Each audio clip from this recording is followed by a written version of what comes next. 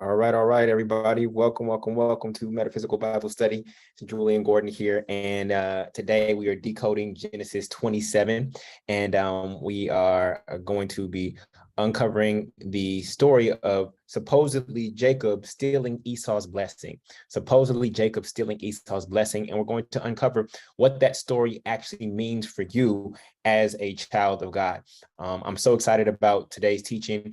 Thank you for all of your patience. We took last week off. I had a transition in my family, was able to celebrate my grandmother's life. So we took last week off, but we are here every Sunday at 3 p.m. Eastern Standard Time. And you can join us at jointruthseekers.com. That's www.jointruthseekers.com. That'll give you access to the Zoom room, as well as our private Facebook group where we continue the conversation throughout the week. And so thank you all for being here. Again, go get your King James Version of the Bible if you have one, or go get a pen and paper and get ready to take notes. If you were wondering how the story of Jacob and Esau and supposedly Jacob stealing Esau's blessing applies to you and what it means for your life, you're going to have your eyes open today to the deeper meaning of this story. So before we go forward, we like to start with doing two things. One, we hold space and connect with our source, however you call it, whatever you define it, through simple meditation. We literally just take 5 deep breaths in. We know that breath is what keeps us present here in this earthly realm, and it's our easiest way to reconnect with God, source, whatever you call it, right? Because we can't stop our breathing. With the exception of suicide, you cannot stop your breathing, right? So what that means is that something is actually breathing through you, right? And so if you ever want to reconnect with God, you can simply just go back to your breath. Some of us take our breath for granted. We all do. And so this is an opportunity to plug in the same way that you plug your cell phone into the wall to get charged up. The way you can reconnect with your source is simply through the breath. So we're going to take 5 deep breaths in and out. We use the language in heaven, and then we exhale. We in heaven, and then we exhale. So we're going to in heaven for 4. We're going to hold for 1, and then we're going to exhale for 5. All right. So let's begin. Hold. Release. 4 more. In heaven for 4 seconds. Hold. Release.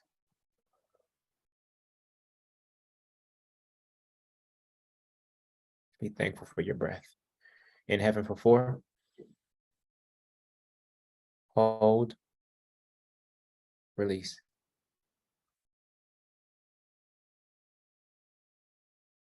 Two more. In heaven for 4. Hold. Release.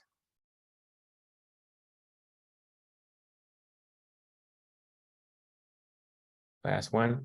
In heaven for 4. Hold. Release.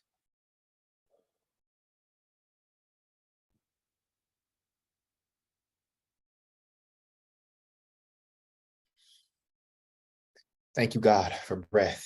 Thank you, God, for breath. Thank you, God, for breath. Thank you, God, for breath. Thank you, God, for breath. God must breathe life through us. And if you still have breath in your lungs, it means that you still have work here to do in this earthly realm. And we are so grateful for whatever that work is and seeing it unfold through you. All right. So with that, we are going to do the Truth Seekers prayer really quickly. And from there, we're going to get into today's teaching, which is Genesis 27. Genesis 27. Genesis 27, which is the story of Jacob and Esau. All right. So I'm just pulling up the Truth Seekers prayer right now. This is what we use to open up the space. All right. So here we go. The Truth Seekers prayer. We are truth seekers. We seek the whole truth. And again, it is here. It is here. So if you want to join us on Zoom, you can go to jointruthseekers.com. Again, that's jointruthseekers.com. And for those of you who are on Zoom, actually, I'm going to start sharing my screen on Zoom right now. For those of you on Zoom, go ahead and take a screenshot of this. Go ahead and take a screenshot of this as soon as I put it up. Uh-oh. Zoom is asking me to download something really quickly to be able to share my screen with you today. Let me see if that downloads successfully. Looks like it did. Unable to connect though. All right, give me 1 second, family. Give me 1 second while I try to figure this out really quickly so that I can share my screen with you. I definitely would love for you to see my screen today, so that we can be on one accord as we read through the text. But if that is not the case, then we'll have to make do. So give me a second. I do have a cord over here. Let me see if the cord works instead. I'm not in my regular space, so technology may not be working the way we desire. So give me 1 second to try to connect in a different way. Cable, share. All right, so you should be able to see my screen now, and going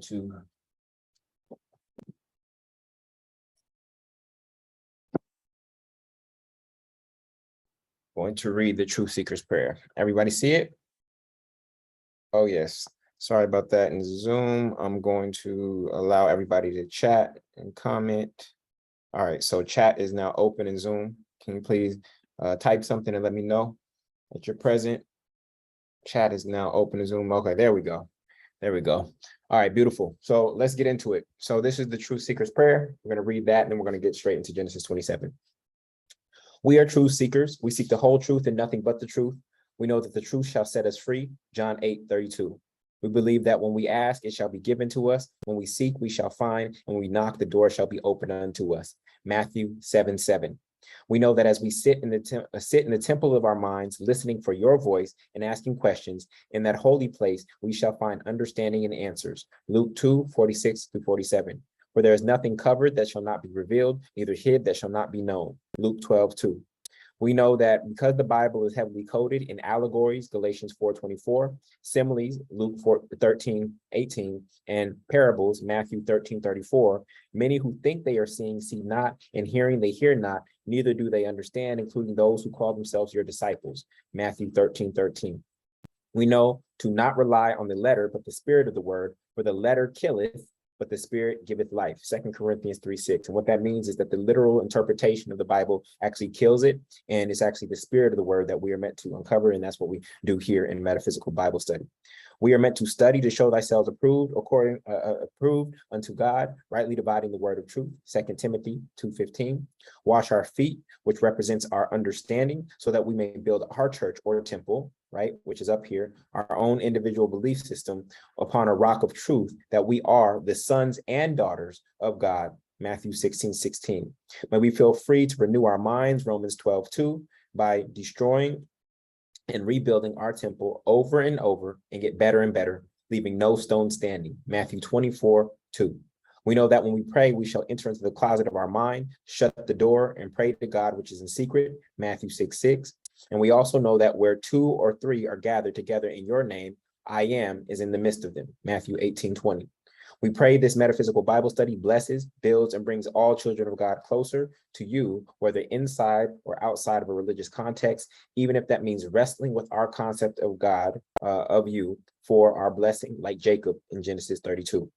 We love you and thank you with all of our hearts, minds, and souls. Matthew 22:37. Ashe, amen. And so it is. All right. So that is the Truth Seeker's Prayer. And now we're going to get into it. We are going to Genesis 27 today. I know I had you read Genesis 27 and 28. For those of you who are joining us for the first time, you can join us by signing up at jointruthseekers.com. That'll give you access to the Zoom room. It'll also give you access to our private Facebook group where we continue this conversation throughout the week, and that the word is not just something that we focus on a Sunday, but it's something that becomes part of our daily life. So again, that's jointruthseekers.com. I pinned that at the top. And we have a rule here after you've been here for one time, which is you must read the text or the homework 3 times and try to decode it for yourself before you show up. This is active spirituality. Passive spirituality is when you just go to a spiritual center or a church or a synagogue or a temple, and you just sit there and you let the preacher or the minister do all of the hard work, and they give you their cliff notes on Sunday. That is them studying to show themselves approved and them giving you then the cliff notes. It is time for you to stop drinking milk. It is time for you to eat meat. And this is a space where we actually eat meat. You are mature enough spiritually and mentally to be able to go to the text yourself and decode it for yourself without going through another man or woman in order to get to the truth. I have 2 younger siblings, and they do not have to go through me to talk to my father. My younger siblings do not have to go through me as their older brother to talk to the father. And so you, in the same way as a child of God, can go directly to the source without getting secondhand information through another being. And so every week when you come, we usually decode 1 or 2 chapters, and you are meant to read those chapters 3 times and try to decode them yourself in advance of being here, not just showing up here passively, like what most people have done. And this is why most people don't spiritually grow, is because their spirituality is passive. They just think that if they get dressed and show up to a building on a Sunday, then that's going to lead to spiritual growth. If we really want to grow, it has to be intentional and it has to be active. And that is what we do here in Metaphysical Bible Study. Okay. So let's get into Genesis chapter 27 right now. And let's get into Genesis chapter 27 right here, right now, and start breaking it down. So real quick, who did their homework? Who did their homework? Who did their homework? You had 2 weeks. We took a week off due to a transition in my family, but who did their homework? And what did you find? What did you find? There was a lot of gold, and a lot of gems in these particular stories. All right. Beautiful. Okay. So let's start off with our breakdown of the chapter, and we're just going to focus on 27 today. And yeah, we're going to focus on 27 because 27 is so rich. So if you had to summarize this story in 1 or 2 words, right, or give it a title, what would you title this particular story? You had to summarize this story in 1 or 2 words, or give it a title. What would you summarize it? I see deception. Okay. Think before you act. Think before you act. Bait and switch. Bait and switch. Veil over your eyes.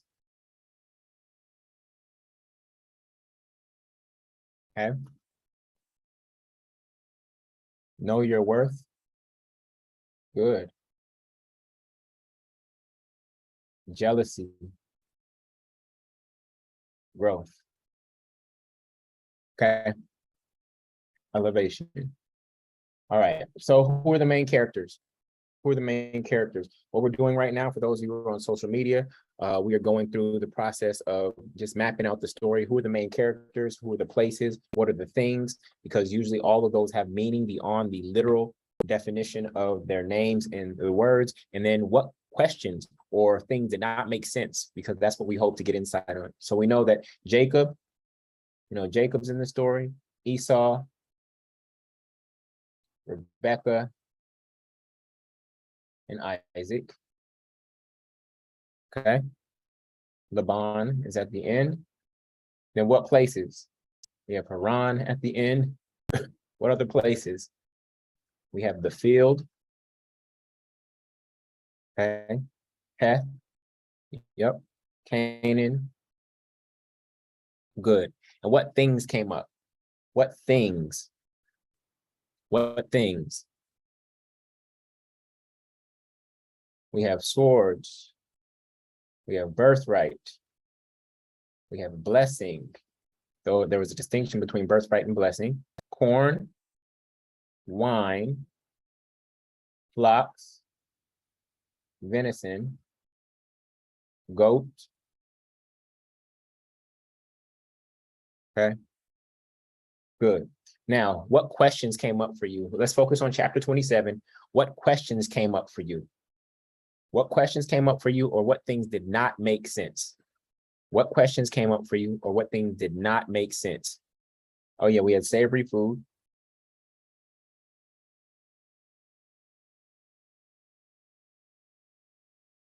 Okay. Yes. Why Rebekah chose Jacob over Esau? Why did she help him? Right? What other questions came up for you in this story? Good.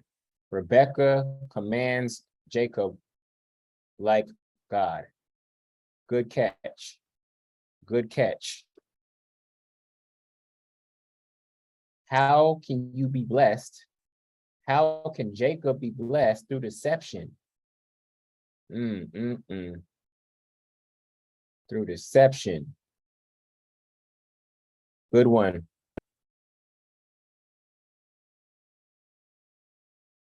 Okay. Good. Why couldn't Isaac discern who was who? Well, he was blind. We know that. Okay. Good. All right. So let's get into it 1 second.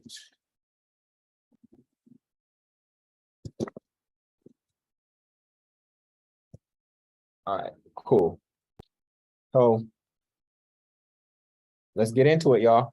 We're going to be able to answer a lot of those questions. Actually, I need to check one more wire. I need to get one more wire. Give me 1 second. Okay, give me 1 second.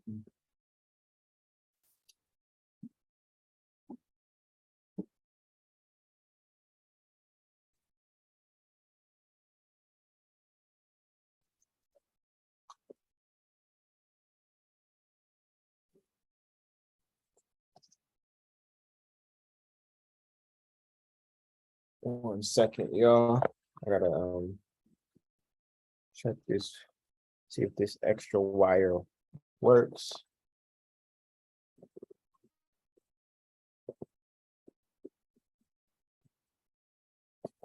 There we go. Always gotta have backup. Always gotta have backups. Let me open this really quickly so that you can see my screen and the battery doesn't die out. 1 second. You guys are going to be blown away by the translation of this story. I titled it "The Feeling Gets the Blessing." That title actually comes from Neville Goddard and Reverend Ike, but I've been able to take what they shared and take it further, and you're about to see what that actually means. The feeling gets the blessing. All right. Cool. We are good on power now. All right, cool. Everybody ready? Everybody type "the feeling gets the blessing." Everybody type "the feeling gets the blessing." That is the lens through which I'm looking at this story. But again, all the ways that you decoded and uncovered in the story, all the titles that you gave before, those are valid. That is how this story was revealed to you, okay? That's how it was revealed to you based on your level of consciousness and your experience of life in relationship to God, okay? So moving forward. All right, here we go. Buckle up, y'all. Chapter 27, verse 1. And it came to pass that when Isaac was old and his eyes were dim, everybody with me? Okay, Genesis chapter 27, verse 1. The feeling gets the blessing. And it came to pass that when Isaac was old and his eyes were dim, so that he could not see, he called Esau his eldest son and said unto him, My son. And he said unto him, Behold, here I am. Now, if you remember, back in the day, those were the words of Abraham as he was taking Isaac to be sacrificed. So now we have Isaac here using the same language pattern of "behold, here I am," right? And we know the power of "I am," right? And so in the older story, we saw Isaac say it 3 times, right? And no, Jacob Abraham say it 3 times. Now we see Isaac saying it here to Esau, and it's father to son. It's father to son. Okay, so just note that. And so what is the significance? Everything in this story has significance. So what is the significance of Isaac being blind? His eyes were dim. What is the significance of that? It means that he could not see. Now, when it comes to our mind, what part of our mind cannot see? What part of our mind cannot see, family? The subconscious mind cannot see. What sees is the conscious mind, which is based on the 5 senses. And so if you look here, you see that the conscious mind is based on taste, sight, hearing, feeling, smelling, reason, etc. The subconscious mind is actually blind. And so this is why Isaac cannot see, because Isaac represents the subconscious mind. All right. So the subconscious mind is a blind servant of the conscious mind. Okay. Isaac, as the masculine, used to represent the conscious mind, but now Jacob is arising as a conscious mind. Why is that significant? Because how many of you know how to ride a bike? Once you consciously focused on learning how to ride the bike, then what happens to that information? Once you consciously learn how to ride a bike or tie your shoe or brush your teeth, what happens to that information afterwards? It goes into the subconscious mind. You can now do it without thinking and without looking or seeing. This is why Michael Jordan could actually shoot a free throw with his eyes closed, because it was so habitual. And this is how the subconscious mind gets reprogrammed, is through repetition, right? It was so habitual that he could do it without looking. He could do it without looking. You understand that? So Isaac is representing the subconscious, the blind subconscious mind, and Jacob is now representing the conscious mind. Okay. So moving forward, and he said, behold, verse 2, and he said, behold, now I am old, and I know not of the day of my death. Verse 3, now therefore take, I pray thee, thy weapon, thy quiver, which is something that holds a bow, and thy bow, and go out to the field and take me some venison. Okay. Now, who else was an archer? Earlier in Genesis, who else was an archer? We've been through the entire book of Genesis. Who else was an archer? Ishmael was an archer. Okay. We had Isaac, right? And Ishmael. So Isaac's brother was an archer. So we know that Isaac and Jacob represent the internal. They were in the tent. They were near the divine feminine. They were near their mothers, right? They represent spirit, whereas Ishmael and Esau represent the carnal, the external, the physical, material aspects of ourselves, right? You see the same pattern play out with brother and brother all over Genesis. We go back to Cain and Abel, same exact thing, right? So these are patterns, these are repetitious stories to help us understand what is actually happening and how to use them for the power of our mind and to manifest and create like gods, okay? And if you were wondering why I use that language, if you go to John 10:34, Jesus says, is it not written in your law, I have said ye are gods. And so we are learning how God created us so that we can actually bring heaven on earth in this experience that we have. So moving forward, verse 4, and make me savory meat such as I love, and bring it to me that I may eat, that my soul may bless thee before I die. So Isaac uses the language of the soul here, okay? He uses the language of the soul. And so now we have all 4 characters mapped out. Listen, Rebekah represents the superconscious, right? And the superconscious is the one spirit. It's the all, right? Essentially, it is God, it is all, right? Then we have Jacob, which is under that, which represents the conscious mind, right? It has executive power over the subconscious and the unconscious. Then we have Isaac, which represents the subconscious or the soul, right? So the soul is like the individualized spirit, right? And then from there, we have Esau, which is the unconscious mind, which is the body, right? So now we have all 4 characters mapped out. And as you read this story, understanding that that's what they represent, you're going to get some divine insights and downloads as we continue to go through the story. Okay. So again, Rebekah is the superconscious or the spirit. Jacob is the conscious or the mind. And this is why Rebekah loved Jacob, right? In the previous chapter, Rebekah loved Jacob and Isaac loved Esau, right? Isaac is the subconscious, which represents the soul, and then Esau is the unconscious, which represents the body, okay? So in verse 5, and Rebekah heard when Isaac spake to Esau his son, and Esau went into the field to hunt for venison and to bring it, okay? So Rebekah, how does she hear? How did she hear this conversation?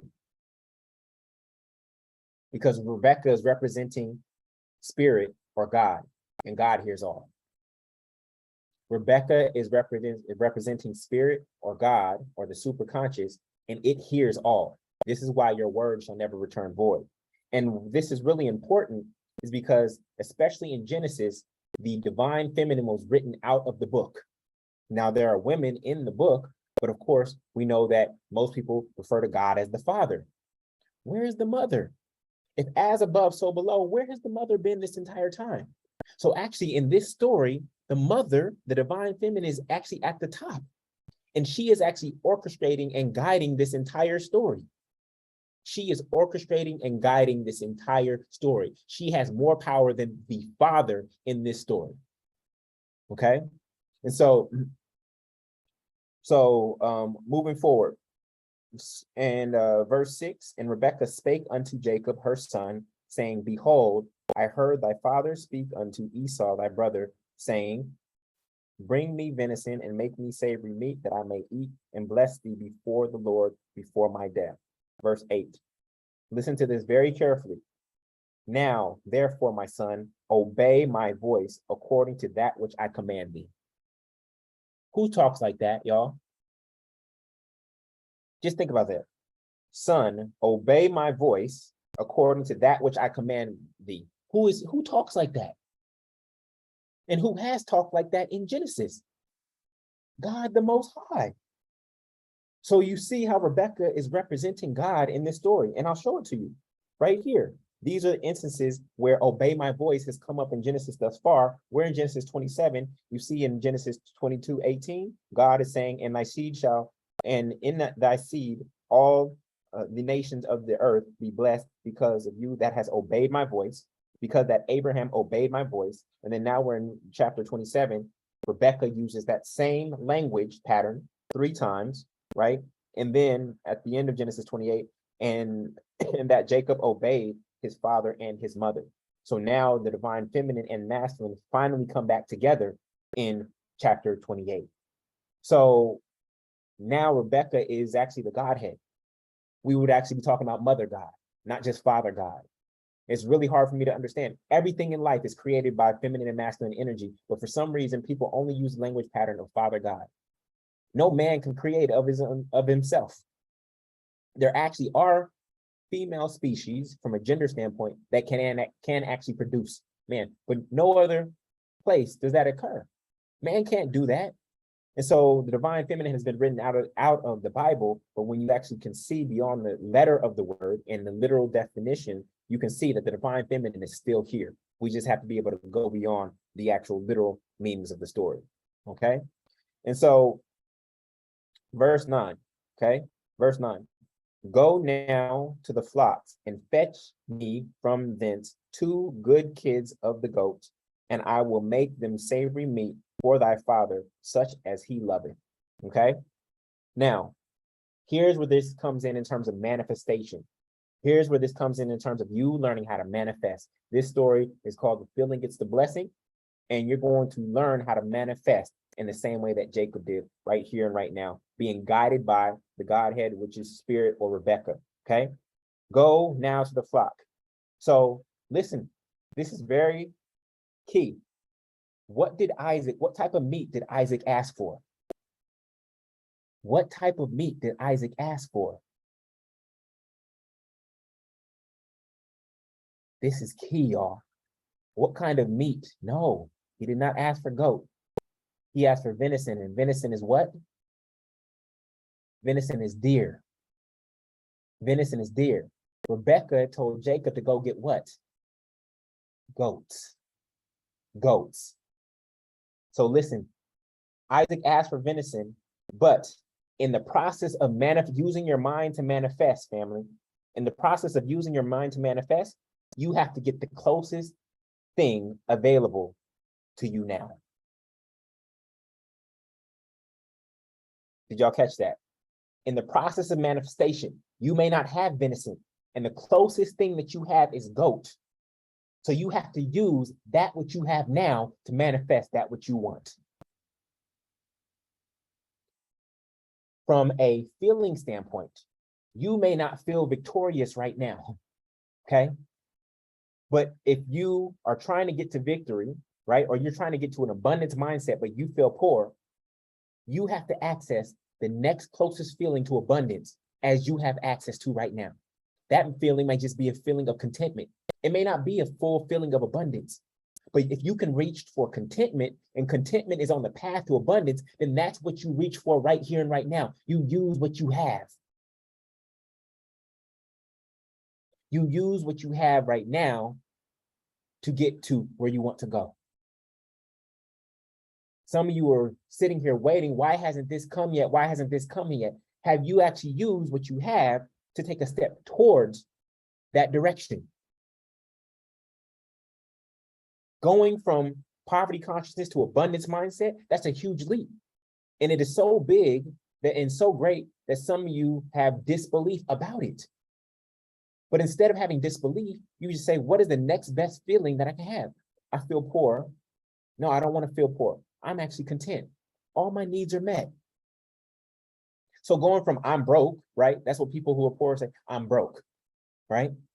And you ask yourself, is that true? Are you broke? No, I'm not broke. All my needs are met. I have a roof over my head. It might not be the best apartment in the world. I might not be eating the healthiest food in the world, but I have food in my stomach. I have clothes on my back. I'm not broke. Okay. And then once you settle that you're not broke and that all your needs are met, then you say, you know what? I actually have a nice car. Or my kids actually go to a nice school. Or my job is not that bad. It's actually decent. I have some beautiful people in my life. You've now reached another level. Then you say, man, I'm so grateful. My full body works. My full body works. I don't have to go to the doctor for anything. I don't have any ailments. I don't have any pains. I sleep well at night. I'm not on any drugs for mental illness or anything like that. My life is pretty good. Hey, I just found a $5 bill on the ground the other day. That's a good sign. I wish it was $500,000, but $5 is good. I didn't have to find the $5. So you actually use that what you have. So in this story, Jacob and Rebekah are using what they have. They don't have a deer right now, but they have a goat. And in fact, they have abundance of goats. They have flocks of goats. Okay. And so flocks means that you have more than enough right now to pull from to get to where you're trying to go. A flock means that you have more than enough around you to pull from to get to where you're trying to go. If you feel broke right now, then just look around the room that you're in and thank everything that you have. Dang, I got underwear, I got clothes, I got socks, I got a roof over my head, I got electricity, I got the internet. You bless that what you have to move you in the direction of that what you want and what you truly desire. Okay? Now, this is going to be hard for some of you all to receive. But do you realize that you have everything you need to get what you want right now? The only way to get there from here is by being here. The only way there is from here. The only way there is from here. So you have everything you need right now to get what you want. Let me explain this in a different way. A chef can go into your kitchen right now and probably make a gourmet meal out of the ingredients that you have in your cupboard. You think you have nothing. But a chef could actually go in there, look at your canned goods, what you have in the fridge, and they can whip up a gourmet meal because they can see how to put the things that you have together to get what you want. If you didn't have what you needed, then guess what? It would be impossible to get to where you're trying to go. You may not have the full bus fare to get from the East Coast to the West Coast. But if you have $10 to get on that Greyhound to get to the next state, then guess what? You have what you need to get closer.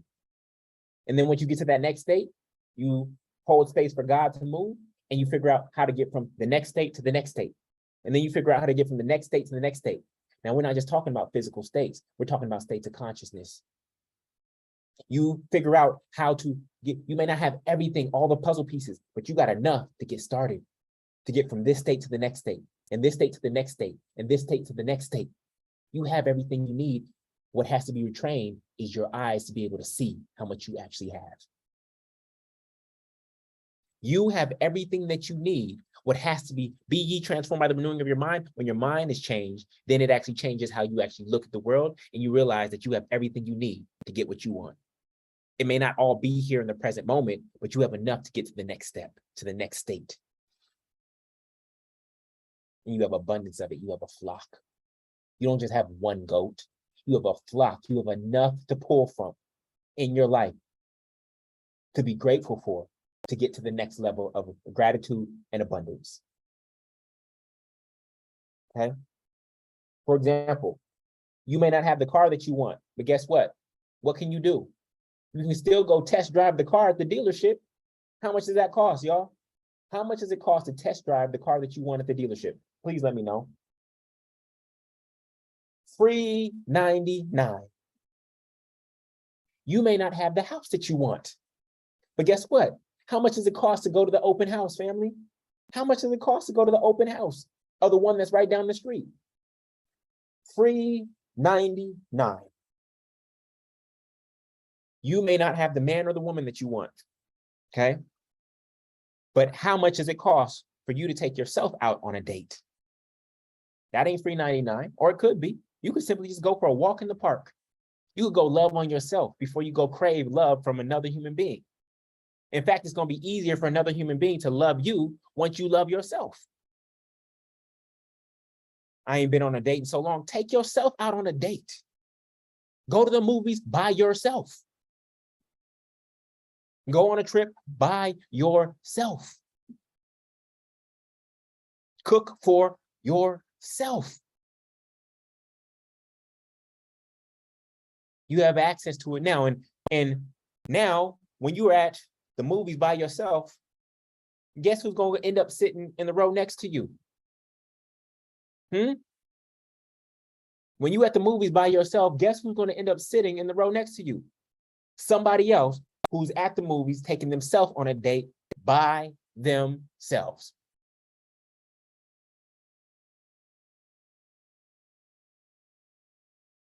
Are y'all with me on this? Okay. Y'all with me? Verse 10. And thou shalt bring it to thy father, and he may eat, and that he may bless thee before his death. Verse 11. And Jacob said to Rebekah his mother, Behold, Esau, my brother, is a hairy man, and I am a smooth man. Verse 12. My father peradventure will feel me, and I shall seem to him as a deceiver, and I shall bring a curse upon me and not a blessing. What does this mean, family? This is not a story of a brother deceiving another brother to get their birthright. This is a story about how the conscious mind can use the subconscious mind to manifest what it desires. Again, back to one of the questions you all asked, why would somebody get blessed for being a deceiver? Why would God bless Jacob for being the deceiver? When you look at it literally, that's basically saying God blesses those who deceive. You think that's true? Y'all think that's true? Y'all think that's what this story is really all about? If you take this story literally, right? If you take this story literally, that's what you'll get from it. And there'll be no moral lesson here whatsoever. There'll be no lesson about how to use the power of your mind to bring heaven on earth, to be a little lowercase g God here in this realm. You will miss the entire thing if you take this story literally. Okay? So this is really key. Behold, Esau, my brother, is a hairy man, and I am a smooth man. When you're rubbing on the arm or you're rubbing something that is hairy, what do, y'all? You are feeling it. You are feeling it. And in verse 12, it says, my father peradventure, or perhaps, will feel me. What is the title of this video or this class? The feeling gets the blessing. The feeling gets the blessing. My father will feel me. Okay? So this is not a story about fake it until you make it. Okay? This is about be it until you see it or feel it. Believe it until you see it or feel it. You faith it until you make it. This is not about being fake. This is not about deception. This is about the conscious mind reprogramming the subconscious mind to actually manifest faster through the consciousness and through the mind and through spirit than you can through the body. You can manifest faster through the mind than you can through the body. The body is limited by time and physical space. The mind is unlimited. That's what this is really all about, okay? So, verse 13, and his mother said unto him, upon me be thy curse, my son. Only obey my voice and go fetch me them. So this is the superconscious or spirit or God saying, just do as I say. The blessing, you are worried about the blessing and the curse on a conscious level. That's not what this is about. Why would God have a story in the Bible about deceiving in order to get a blessing? Okay, so saying that the curse or the blessing will not be on you. Verse 14, and he went and fetched and brought them to his mother, and his mother made savory meat, such as his father loved. So who made the meat, y'all? Who made the meat? Who knows the father better? The son or the mother? Who knows the father better, the son or the mother? The mother. The mother knows the father. Even in the Bible, when it says a man or a masculine is actually in a sexual relation with a feminine, what does it say? He knew her. It says knew. It doesn't say they had sex. It says he knew her. The mother knows the father better than the son knows the father. So the mother is the one who prepared the meat. Okay? And Rebekah took goodly raiment of her eldest son Esau, which were with her in the house, and put them upon Jacob, her younger son. Now, when we hear the word house, what does house mean, y'all? When we hear the word house, what does it mean? House equals mind. See, when you take it literally, in the New Testament, it says a house divided against itself cannot stand. Some people say, oh, that means that a husband and a wife, not aligned, can't stand. It's true on that plane. But if you look throughout the scriptures, you will see that house represents the mind, just like temple represents the mind. These are not physical places. This is a spiritual book that is using the parable, the similes, the metaphors, and the allegory of physical places and people to speak to you about what's actually happening up here in your temple. When Jesus says, pray ye go into the closet of your mind, does that literally mean go into a closet to pray, y'all? When Jesus says go into the closet and pray, does that literally mean go into a closet? Just come on. No. But yet you go to churches, especially Roman Catholic, and what do they have? They have prayer closets. They took it literally and have taken the letter of the word instead of the spirit of the word. When you go into your closet, it means going into meditation. It means going into the quiet in the closet of your own mind. You don't have to be in a physical, confined structure in order to pray. That place is no more sacred than praying outside. It's no more sacred. What makes a place sacred is you. Your presence is what makes something sacred, not a closet, not a cloth, not water, not bread, not a table, not a piece of art, not a crucifix. None of that makes any of it sacred. Your presence makes something sacred or not.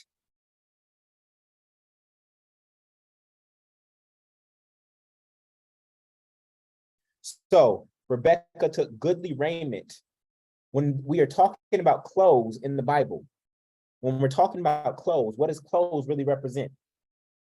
Because we're going to get to Jacob's coat of many colors in a chapter or two, and that's going to blow your mind. Or in soon, we're going to get to Jacob's coat of many colors. It is not an actual coat of many colors, as you will see. Raiment or clothing represents feeling. So goodly raiment would mean what? Goodly raiment would mean what? Goodly raiment would mean good feelings. Goodly raiment would mean good feelings. Because when you put on nice clothes, what does it make you feel? When you put on nice clothes, what does it make you feel? It makes you feel good about yourself. Clothes represent feelings in this text. Okay? I'll give you an example. New Testament. When the woman who was hemorrhaging touched the hem of Jesus's robe, what was really happening? You think because she touched the clothes that Jesus was wearing that she was all of a sudden healed? You think that's what happened? She touched the hem of his clothes. She touched a little thread, and all of a sudden she's healed because she touched a thread that this man was wearing? No. She touched the feeling of healing. She touched Christ consciousness. She felt Christ consciousness. And when you feel Christ consciousness, then all of these things that are beneath it fall away because it supersedes and transcends the physical realm. We heal on a spiritual plane first. This is why it says as above, so below. You heal on a spiritual plane first. And once you're healed up here, then it has to manifest in your physical reality. When she touches him, it was touching Christ consciousness because we know that clothes represent feeling. She tapped into a feeling that she had never had before. She was in a woe is me, hemorrhaging, I think for 12 years. She was in a woe of me, is me place. But she elevated in faith and she touched just enough of Christ consciousness. This is very similar to the mustard seed. All you need is a little mustard seed of faith and you can move mountains. That's almost identical parable or metaphor. Touching the hem and being healed is similar to a mustard seed and being able to move, having the faith of a mustard seed and being able to move mountains. The same exact thing. Same exact thing. Are y'all with me? We're going in. We're going in today. This is 2 weeks. I've been wanting to teach this. Okay. So, and Rebekah took goodly raiment, which is good feelings, right? You just have to reach for the next good feeling, the next best good feeling that you can reach for, go grab it. Okay. You don't have to reach all the way to the top of the mountain. That's too overwhelming. And that it's hard to believe that you can go from here to here, from 0 to 100 real quick. No, you ain't got to go from 0 to 100. You go from 0 to 10 and then 0 to 15. I mean, from 10 to 15, then 15 to 20. Okay. So goodly raiment of her eldest son, Esau, which were with her in the house, right? In her mind, right? And put them upon Jacob, her younger son. Okay. And she put the skins of the kids of the goat upon his hands and upon the smooth of his neck. Remember, smooth is something that has no feeling. This is why Jacob's skin is smooth. He has no feel. He had no feeling until Rebekah, the superconscious, started to dress him with feeling. Started to clothe him with feeling. He had no feeling. He was smooth. Esau was tactile, hairy, red, right? Jacob has no feeling. As the conscious mind, it has no feeling, right? And so now he's taking on these feelings. He's feeling as if he is Esau, right? As he's feeling as if abundance is his birthright. He's feeling as if he is blessed. He's starting to feel it. This is not about a brother getting over on another brother. This is how the conscious mind actually reprograms the subconscious mind, the conscious mind being Jacob, reprograms the subconscious mind, which is Isaac, his father, in order to get the blessing. Verse 17, and she gave the savory meat and bread, which she prepared, into the hand of her son Jacob. And he came unto his father and said, my father. And he said, here I am. Okay, we've heard that over and over throughout Genesis. Who art thou, my son? Verse 19. And Jacob said to his father, I am Esau. I am Esau. Now, if you take this literally, Jacob would be lying.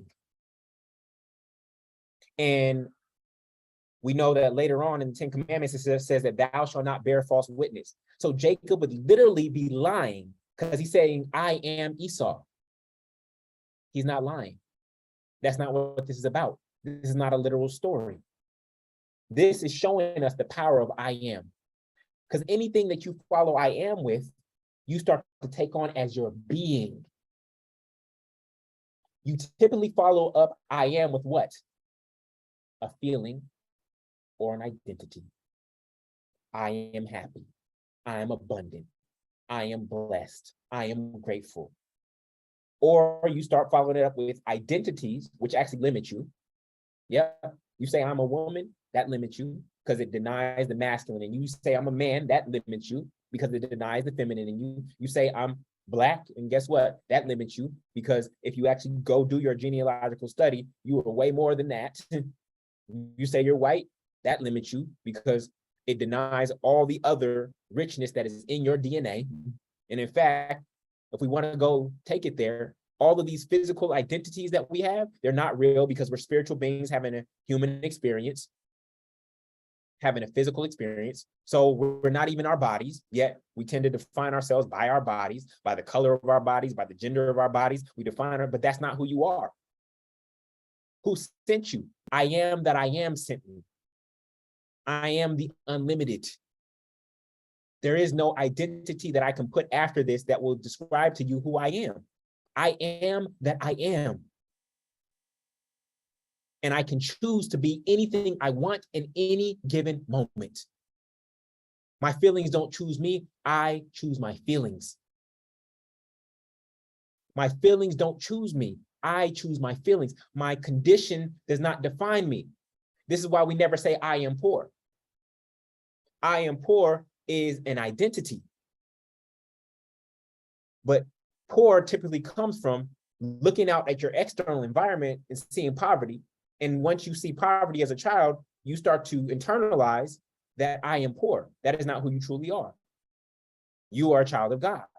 Abundance is your birthright. So your external condition, which is poverty, does not define who you are. In fact, the reason that you're here in this earthly realm is to actually prove to yourself that you were not poor. The only way that you can truly prove that you are not poor is by manifesting and expressing abundance in the midst of poverty. This is why we love rags to riches stories. It's because this person has said, my identity and my background has never defined who I am. I knew that I was greater than this, that my external condition did not define me. And my life has been a walking demonstration of that being false. That just because I grew up in poverty does not mean that I am poor. I am abundant. I'm a child of God. I am rich. And poverty was a temporary external condition that I was able to change by continuing to stand in my true identity, which was given to me by God.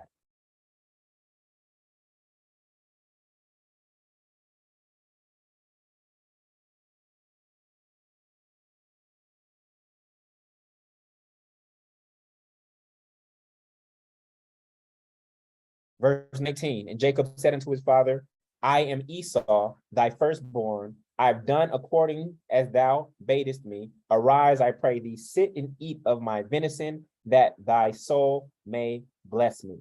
Okay?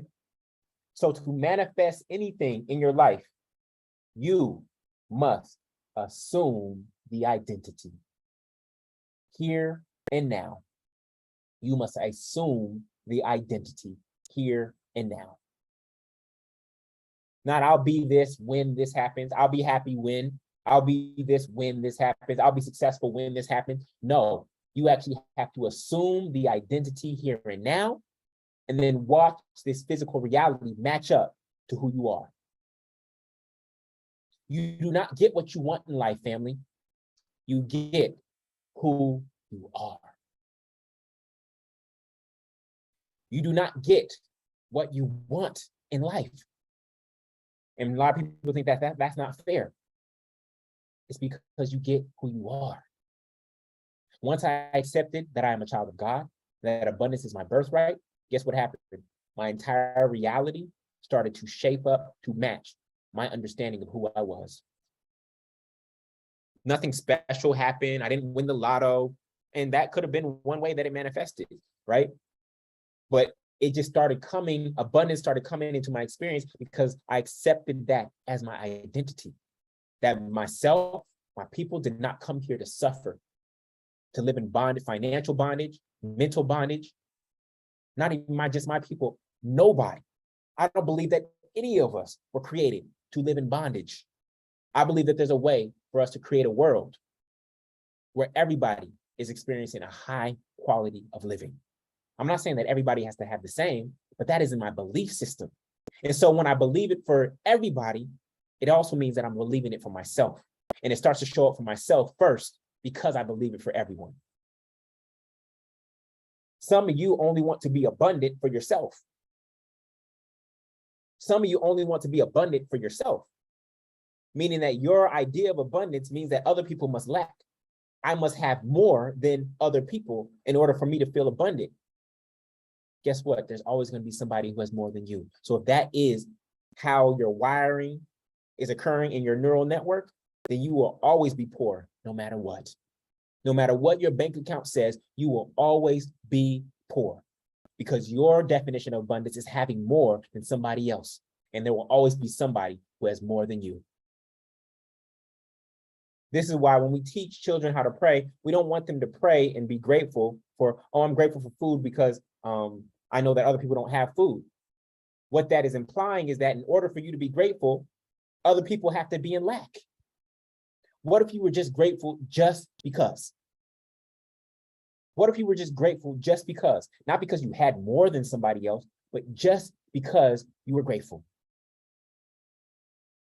That would change how quickly your manifestations occur in your life. And it would also mean that your mental model and your worldview doesn't require other people to be in poverty for you to be grateful, for you to feel abundant.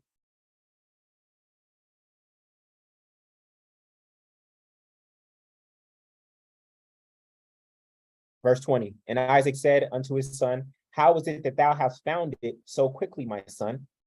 And he said, because the Lord thy God brought it to me. So Isaac said unto his son, how is it that thou found it so quickly, my son? How did Jacob find the goat so quickly? This is what the subconscious mind will ask you. The subconscious mind wanted venison. It thought that you needed to go hunt and go do something, right? Because Esau means doer, right? Jacob is moving in the I am, which is being. Esau, as a hunter, is moving in the state of doing. I have to go do something in order to get what I want. Jacob is moving in a space of being. I am, not I do, I am. We are human beings, not human doings. And so the reason Jacob was able to go get it so quickly is because, listen to this, family, you can access a feeling instantly without doing anything. You can access a feeling instantly without doing anything. One of my teachers taught me how to access love quickly. Not love in terms of a romantic sense. He said, if you want to access love, Jullien, and actually he was teaching a large class, he said, think of the most loving person in your life. Think of the most loving person in your life. And guess who came up for me? My godmother. That's who I conjured up in my mind, my godmother. He said, take your godmother's love and multiply that by 10. And imagine that. And then multiply that by 10 and imagine that. And then multiply that again. And you would just be starting to grasp the love of God. So if I want to stay in a feeling of a vibration of love, I can access love through thinking about the most loving person in my life. Or the time where I felt I was giving love.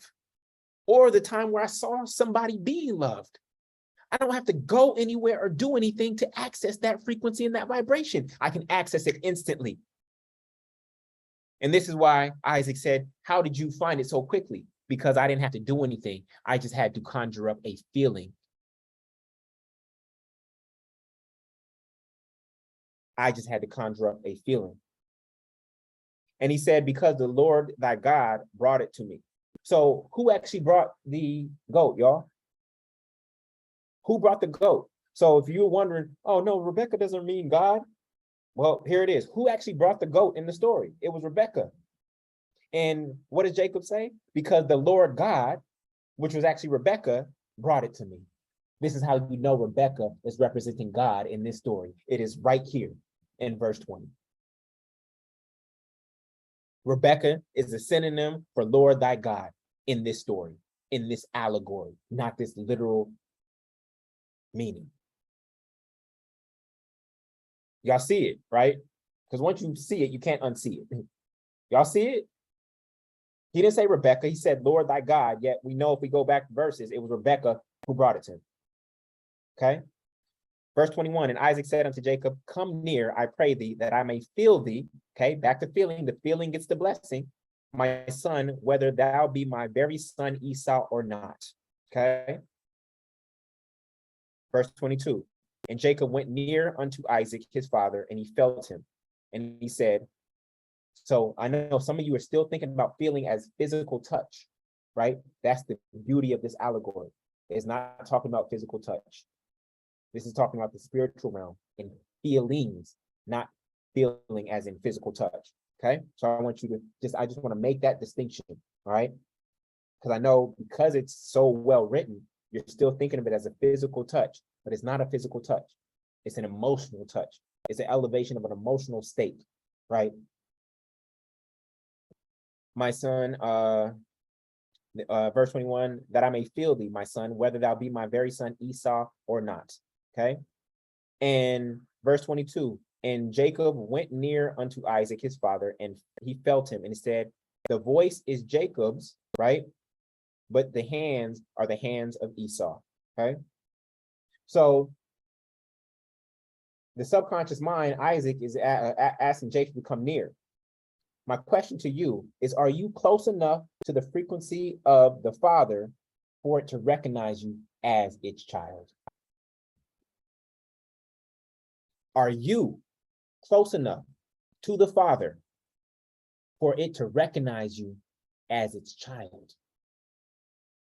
If you think about God's frequency and your frequency, are you close enough for the Father to recognize you? How near are you? How close do you stay from an emotional guidance standpoint? How close do you stay in alignment with God moment to moment to moment?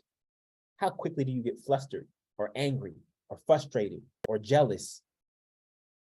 All of those are feelings that move you away and repel you from God. We are meant to stay in close proximity. The fruit don't fall too far from the tree. We want to stay close to the tree. Verse 22, and Jacob went near unto Isaac, his father, and he felt him. He said, the voice is Jacob's voice, but the hands are the hands of Esau. All right. And verse 23, and he discerned him not, because his hands were hairy, and as his brother's Esau's hands. So he blessed him. And he said, before I go forward, y'all realize that the subconscious mind, okay, doesn't know the difference between fact or fiction. Why? Because it is blind. It cannot see. If you continue to program your subconscious mind that you are rich, regardless if your bank account is on E, if you can plant that seed and get the subconscious mind to believe it, then your way of, once your being changes, you're doing changes, and once you're doing changes, you're having changes. Once your being changes, you're doing, and you're doing changes, you're having. Some of you try to jump from being poor to, I'm gonna go buy some designer clothes and I'm gonna have what I think rich people have, and try to reverse engineer your way back into feeling rich. But in fact, when you buy designer clothes, you actually feel more poor and actually are more poor than if you would have just took the right route. because you spent $1,500 on a sweatshirt. By bypassing the process of being, doing, and having, you actually end up going backwards, hustling backwards. You said, I feel poor, therefore I'm going to bypass the being and the doing, and I'm just going to go buy what it looks like to be rich, so I can look like I have riches. Now, you just lost $1,500 at a designer store, and you actually feel more guilty because you're engaging in imposter syndrome.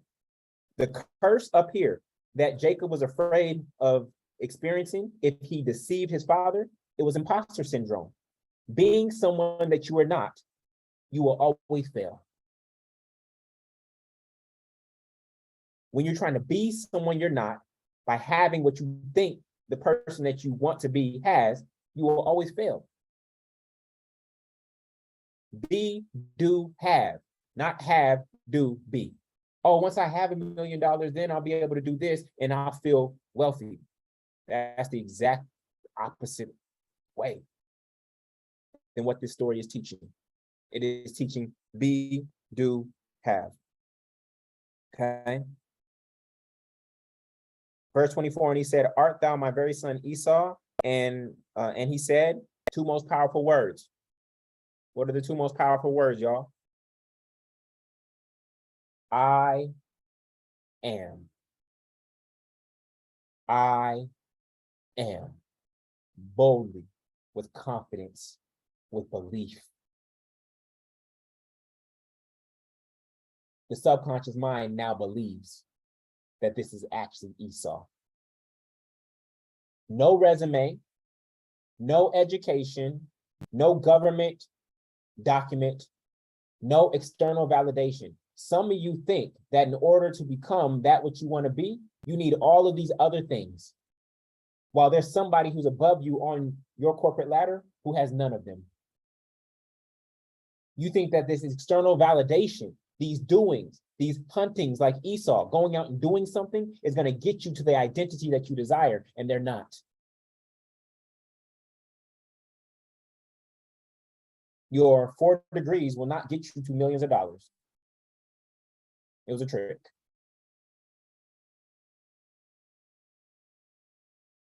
It was a trick to deceive you. Your being and your I amness does not come from anything external. It comes from the Most High. I don't care how many people validate you. I don't care how many news articles you have. I don't care how much money you have. I don't care how many books you've written. I don't care. None of that validates who you truly are. Your I amness comes from knowing who you are in relationship to the Most High. Verse 25, and he said, bring it near to me, and I will eat of my son's venison, that my soul may bless thee. And he brought it near to him, and he did eat, and he brought him wine, and he drank. Now, what does wine represent? What does wine represent? What is wine called? What is another word for wine? Wine represents spirit. So when Noah got drunk, it was not that Noah got drunk. Noah was good and perfect in the sight of God. That's why God commanded Noah to build the ark. And then all of a sudden he builds the ark, the flood is over, and he's just a drunkard all of a sudden? No. When Noah was drunk, what it means is he was filled with the Spirit. Come on, y'all.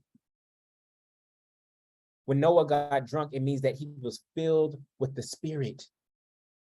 You think Jesus is just going around to parties, turning water into wine so that the party can be turned up and lit? No, he is filling the place with Spirit.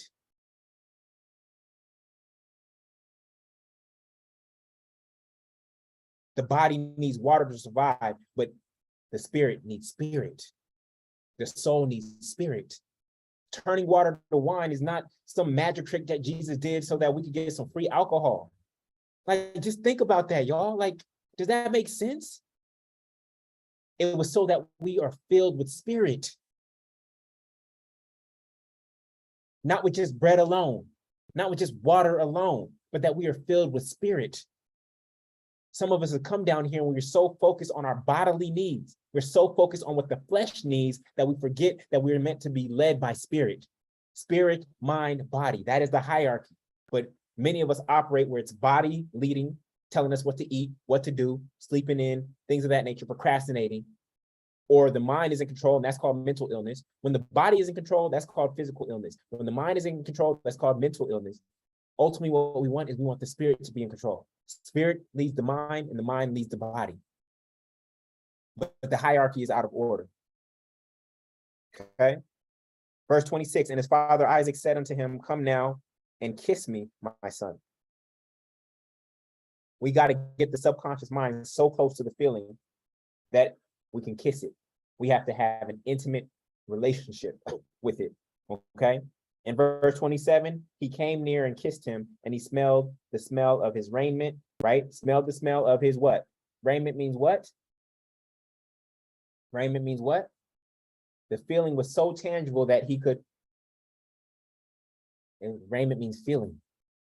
It was so tangible that he could smell it. When you're thinking about your dream home, what does it smell like? When you're thinking about your dream car, what does it smell like? When you're thinking about your significant other, your dream partner, what do they smell like? Are you that close to them that you can smell them? I know some of you have vision boards, but you can't smell a vision board. That means you're not close enough. You can't smell a vision board. And blessed him and said, see, the smell of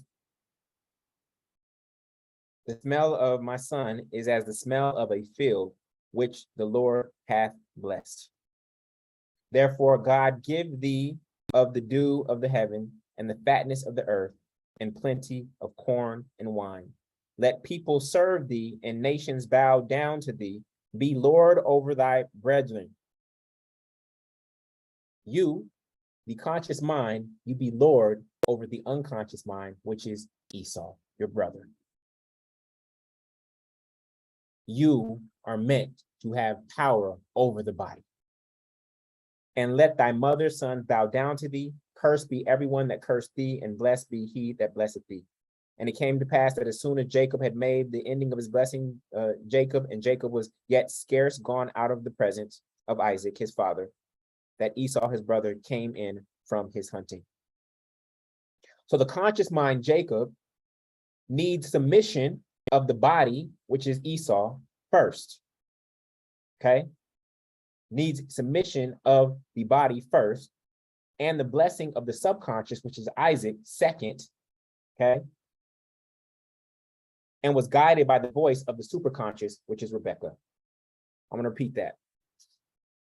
The conscious mind, Jacob, needs the submission, bow down. I need the submission of the body, which is Esau, first, right? This is why Jacob took Esau sold Jacob his birthright, right? Earlier, okay? So he needs the submission of the body first. That's what that was about, the submission of the body, right? And then it needs to get the blessing of the subconscious mind, which is Isaac.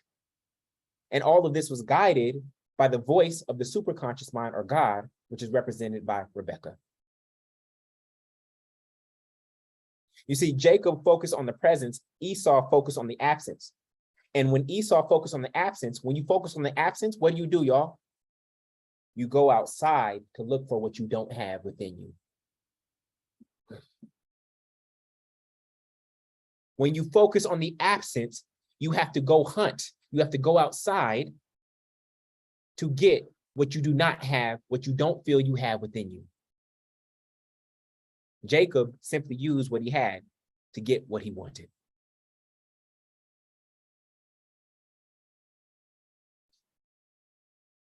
Y'all with me? So, listen to me very carefully, y'all. Watch this. What are the five senses? Can you all type the five senses?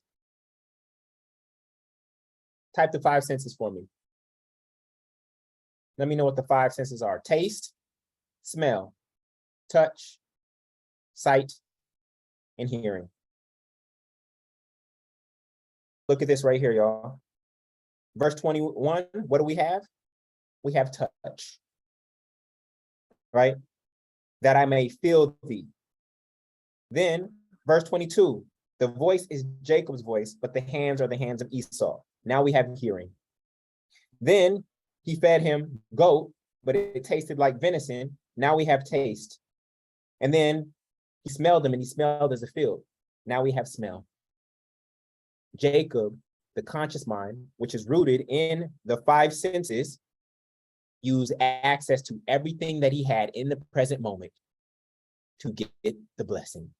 He made it feel as real as possible right here and right now. And the subconscious mind acquiesced because he used 4 of the 5 senses. The reason he didn't use the 5th sense, which is sight, is because the subconscious mind is blind. You don't have to see it. You can imagine this with your mind, eyes closed, in your imagination. You can taste it, you can smell it, you can hear it, and you can touch it in your imagination. You don't have to see it. You don't have to see it with your physical eyes.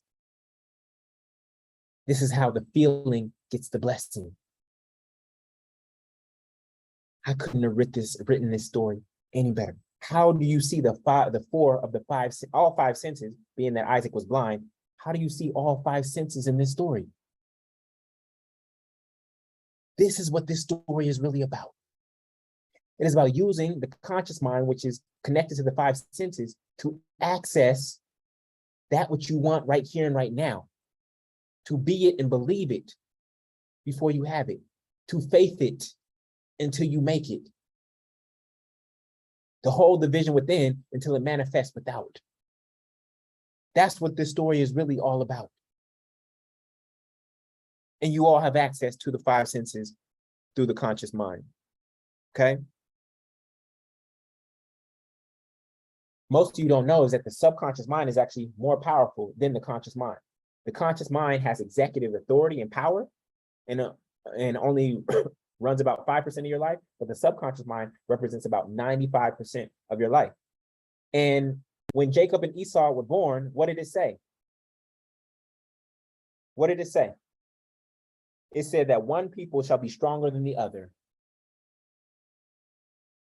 It said that one people should be stronger than the other. Who is stronger? The subconscious mind is stronger than the conscious mind. For those of you who are new to the language of superconscious mind encompasses a level of awareness that sees beyond material reality and taps into the energy and consciousness behind that reality.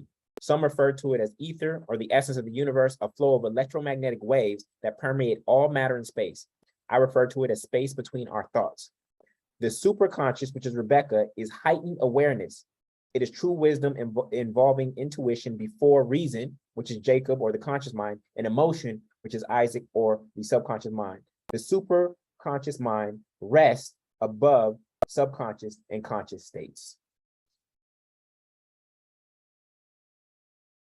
So let's wrap this up, y'all. Verse 31, and he also had made savory meat and brought it unto his father and said unto his father, let my father arise and eat of his son's venison, that thy soul may bless me. And Isaac his father said unto him, who art thou? And he said, I am thy son, thy firstborn Esau. And Isaac trembled very exceedingly and said, who? Where is he that hath venison and brought it to me? And I have eaten of all before thou camest, and have blessed him. Yea, and he shall be blessed. This is the moment where the subconscious mind realized that it was tricked, but not tricked in a bad way, as if somebody stole my birthright. It means that the subconscious mind was reprogrammed. It was reprogrammed, right? It was reprogrammed. And I want you to know that your mind can manifest faster than the body. Your mind, which is represented by Jacob, can manifest faster than the body, which is represented by Esau. Esau had to go physically out and hunt. He had to go out and hunt physically. Jacob was able to manifest faster through thought and through feeling. Okay. And when Esau heard the words of his father, he cried with a great and exceeding bitter cry and said unto his father, bless me, even me also, O my father. Who does this remind you of? These same stories keep repeating themselves. Who does this remind you of? Cain didn't understand why God the Father didn't accept his offering over Abel's, or as equivalent to Abel's, and he got angry. This is the same story playing out over and over and over again through various sets of brothers. You got to see that, y'all. And 35, he said, thy brother came subtly and hath taken away thy blessing. Subtle is tricks or craftiness or cunning scheme, okay? We have to trick the subconscious mind. If our external condition does not match that which we desire, we have to trick the subconscious mind. You're tricking it back into reality. You're tricking it back into what's actually best and what's true. Because the conscious mind will have you limited by your external condition, because that's what it uses to verify its identity. The conscious mind uses sight, taste, touch, hearing, right, and smell to access who it is. But we can go beyond that through thought and feeling to get to the truth of who we are. And he said, is it not right? Is not he rightly named Jacob? For he has supplanted me these 2 times. He took away my birthright, and behold, now he has taken away my blessing. So there is a distinction here between birthright and blessing, right? So the birthright was when he sold it for pottage, right? And now this is the blessing of the father. And he said, hast thou not reserved a blessing for me? And Isaac answered him, verse 37, and said, unto Esau, behold, I have made him thy lord, and all his brethren I have given to him for servant, and with corn and wine I have sustained him. And what shall I do now unto thee, my son? And Esau said unto his father, hast thou but one blessing, my father? Bless me, even me also, O my father. And Esau lifted up his voice and wept. Verse 39, and Isaac his father answered and said unto him, behold, thy dwelling shall be in the fatness of the earth and of the dew of the heaven from above. So he gets the same blessing as Jacob, but Jacob got wine, which is spirit, right? Spirit, and corn as well. Esau did not get that. Verse 40, and I don't know, I haven't translated what corn actually means yet, okay? In verse 40, and by the sword shalt thou live, and shalt serve thy brother, and it shall come to pass, when thou shalt have dominion, that thou shalt break his yoke from off thy neck. Uh-oh, what does this mean, y'all? What does this mean? This means that this is going to be an ongoing battle. You're going to see it through brothers after brother after brother. It's going to happen over and over again. Right now, the subconscious and the conscious is above the unconscious, which is the body. But the body will break the yoke off their neck. Verse 41, and Esau hated Jacob because of the blessing wherewith his father blessed him. And Esau said in his heart, the days of my mourning for my father are at hand. Then will I slay my brother Jacob. Okay. Now, for those of you who take this book literally, answer me this. Esau said in his heart. Esau said in his heart. Have you ever heard somebody speak in their heart? Have you ever heard somebody speaking? If I'm writing an autobiography of Malcolm X, and Malcolm X is talking to Alex Haley, but then Malcolm X says something in his heart, did Alex Haley hear what Malcolm X said in his heart? So then answer me how the supposed writer of this text, supposedly Moses, what, 1,400 years later, is able to write down what what Esau said in his heart? How did he hear it? Who heard it? Because Moses didn't hear it. This is how you know these are stories and allegories and parables. These are not literal. These are not literal. Even if you go to the New Testament, how did one person hear Jesus say this and the next person heard him say this? If somebody says something, they said what they said. They didn't say 2 versions of what they said. Oh, well, Maybe they heard him differently. Well, if they heard him differently, then wouldn't that make one of them wrong? If they were both there as press at a news conference, and one wrote down that he said this, and the other one wrote down that he said this, somebody or both of them are wrong. But the Bible has no errors, right? The Bible has no errors, right?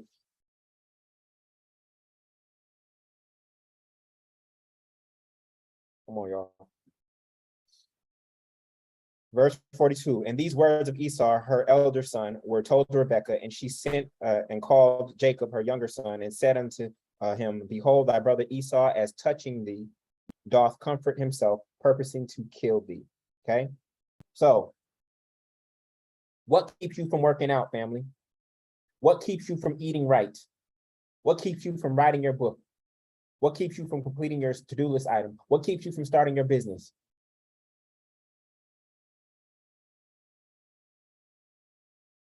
Your body. Your body. Your body wants the French fries. Your body wants the cheese. Your body wants the sex. Your body wants to sleep in. Your body wants to be lazy. Your body doesn't want to sweat. Your body wants to be comfortable. And so your body is literally killing off all the things that you were spiritually meant to do. Your body is killing off the things that you were spiritually meant to do until you subdue it and claim dominion over it through the power of your conscious and subconscious mind. Now, therefore, my son, obey my voice and arise, flee thou to Laban. Laban means white, my brother, to Haran. Haran means to grow white, okay? And in the brain, there's something called white matter and there's gray matter. So that's something to explore later on. Verse 44, and tarry with him a few days until thy brother's fury turns away. Haran also means to grow hot. So this language of fury and anger actually is appropriate here when we hear about Haran, okay? Until thy brother's anger turn away from thee and he forget that which thou hast done to him, then I will send and fetch thee from thence. Why should I be deprived also of you both in one day? Okay. So the body Esau has the power to unhouse the mind through death. This is why the mind is fearful of the body. Because the body, if it chooses to deteriorate or die, then the mind has no residence. So now you see Jacob is getting displaced. Jacob is getting displaced by the body. He has to go away. And Rebekah said to Isaac, I am very weary of my life because of the daughters of Heth, which means terror, dread. If Jacob take a wife of the daughters of Heth, such as these which are of the daughters of the land, what good shall my life do me?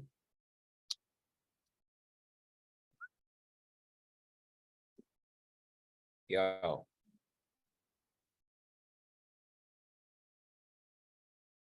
You don't have to fake it until you make it.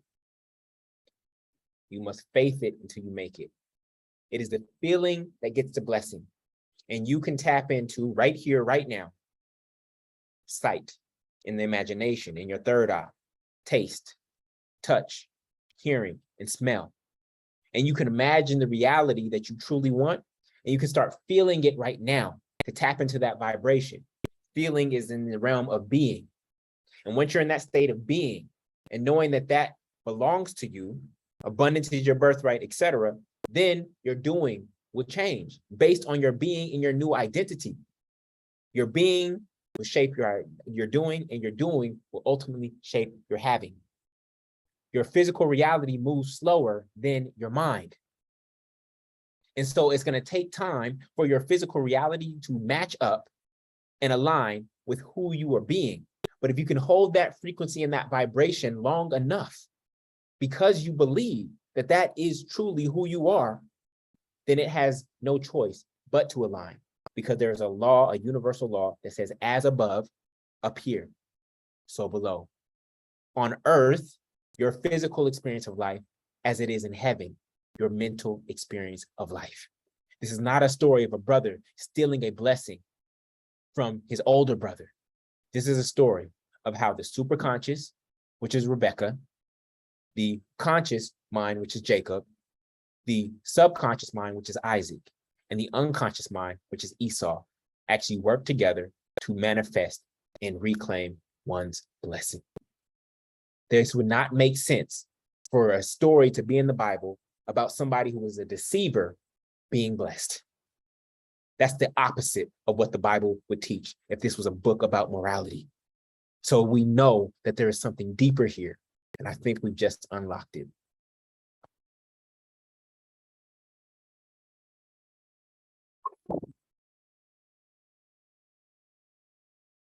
This has been a blessing. I've been waiting to teach this for 2 weeks, and I'm so glad that you were able to receive it. I can tell by the comments and the chats that this one resonated. And now that you know how to get to what you want by being, doing, having, rather than having, doing, being, I pray that you trust that that is the path to your highest self. I don't care about your external circumstances. I don't care about your external conditions. What is around you does not define who you are. You're a spiritual being having a physical experience, and you can tap into the feeling right here and right now. You don't have to go from poverty consciousness all the way to abundance mindset just like that. You just reach for the next good feeling, right? You clothe yourself in the next good raiment. You don't have to go from sad to happy or depressed to happy just like that. You just reach for the next good feeling, right? Kind of like rock climbing. When you're rock climbing, you can't just start from the bottom and then all of a sudden try to reach for the top thing, the top rock. No, you got to go up one at a time. You find the next best one that you can grab, and you keep on elevating yourself up to that. And then once you're at the top, then you hold that vibrational state that you want to be in. And then your physical reality must match the frequency that you were putting out. When you tune into a radio station and you tap into the right frequency, you start to hear what is on that frequency. You start to experience what is on that frequency. So this is about you being able to hold the frequency long enough for the physical reality to catch up to you and ultimately manifest. Family, I love you. I thank you for being here.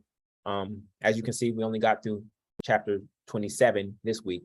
Next week, we will go through chapter 28. Let me verify that really quickly.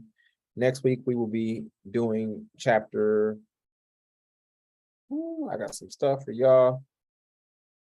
Right now, we're going to do chapter 28. If I find,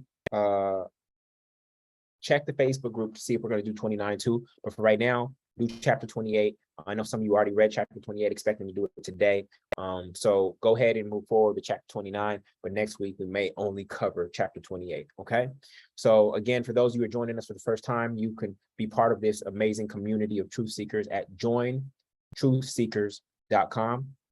Jointruthseekers.com. Okay. www.jointruthseekers.com. That will give you access to the Zoom room link so that you can actually see my screen where I'm sharing diagrams and images in my notes here on Zoom. And it also gives you access to the Facebook group where you can join us and continue the conversation throughout the week. All right. This has been an absolute blessing. I love you. I just thank you for being courageous enough to go on this journey to seek truth. Many people are afraid of doing this work, but this is actually the work that we're called to do. We're supposed to study to show thyself approved, and we have the opportunity in this day and age to go directly to the Mother, Father, God ourselves. And that's what we're doing through Metaphysical Bible Study. This is not a space where you show up passively and just get my cliff notes. You are meant to come next week by first reading the chapters 3 times and decoding them for yourself. You're meant to come prepared with your own thoughts, with your own divine downloads, and you bring that to the collective space. All right. This is proactive spirituality, not passive spirituality. And so that is my challenge to all of you. Read Genesis chapter 28 and 29 and 3 times and come next week prepared. Go ahead and set your phone alarm right now for 3 p.m. Eastern Standard Time. Again, sign up for the link to get reminder emails and get the Zoom link. And I will see you all next week. Love you, love you, love you. Catch you soon. Peace.